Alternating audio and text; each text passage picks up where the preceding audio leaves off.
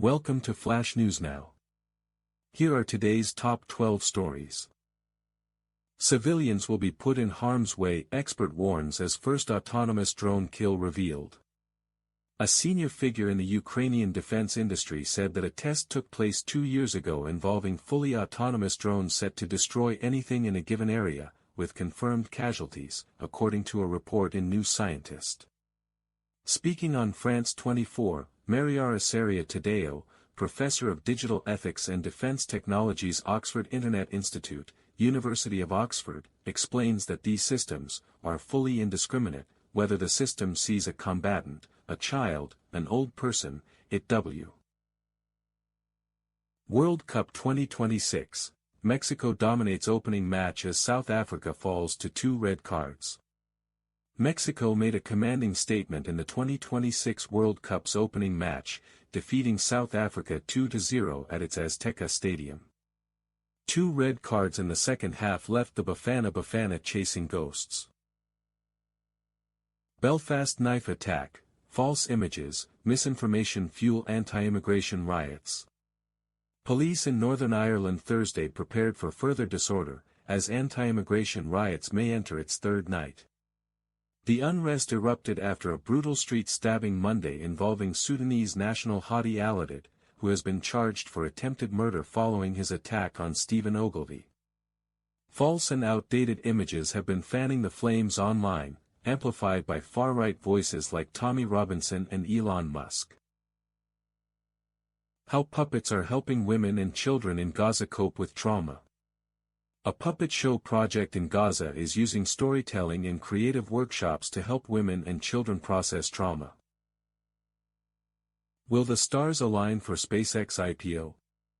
Expectations are high for the IPO of SpaceX.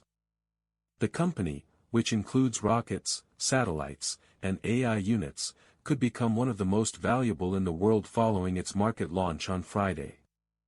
Founder Elon Musk is set to retail near total control of SpaceX, with 85% of the voting rights. Igor Pejic, tech investing strategist and author of the book, Tech Money, says Musk's personal influence is likely to draw in more investors, but the company is overvalued at $1.75 trillion. Minister condemns racist thuggery as violence returns to Northern Ireland. The return of unrest to the province, which suffered decades of sectarian violence, has provoked deep concern. SpaceX officially prices shares at $135 in the largest IPO ever. With its official share pricing announcement, SpaceX's IPO has begun.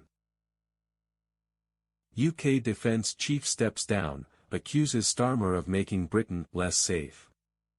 British Defence Secretary John Healey resigned on Thursday, accusing Prime Minister Keir Starmer and the Treasury of failing to provide sufficient funding for the armed forces.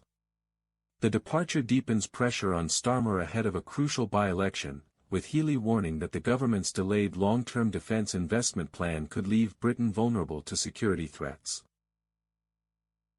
Trump touts Iran deal. Some people's response to this will be, "The boy who cried wolf."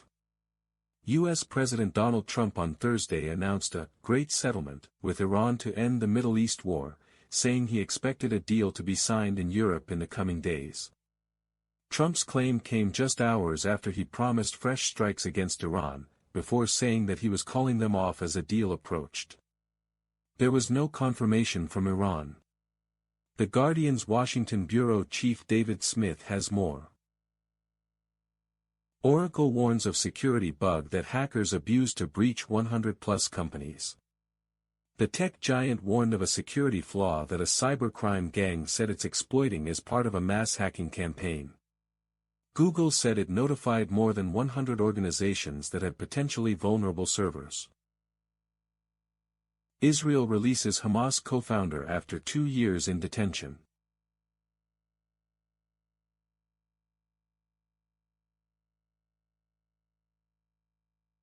Trump administration sanctions Cuba's national oil company, blasts Castro's.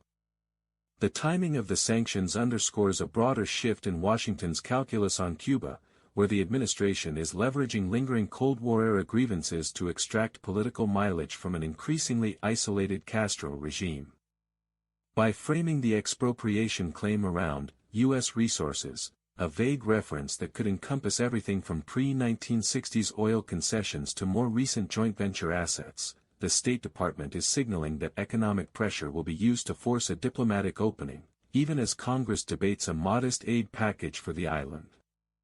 Observers should watch for a two-track response: first, a rapid escalation in secondary sanctions that could deter European or Asian firms from any residual dealings with Union Cuba Petroleo; second, a parallel diplomatic overture, perhaps mediated through the Caribbean community, aimed at coaxing Havana into limited concessions on human rights or migration issues. That was your Flash News Now bulletin. Subscribe for more.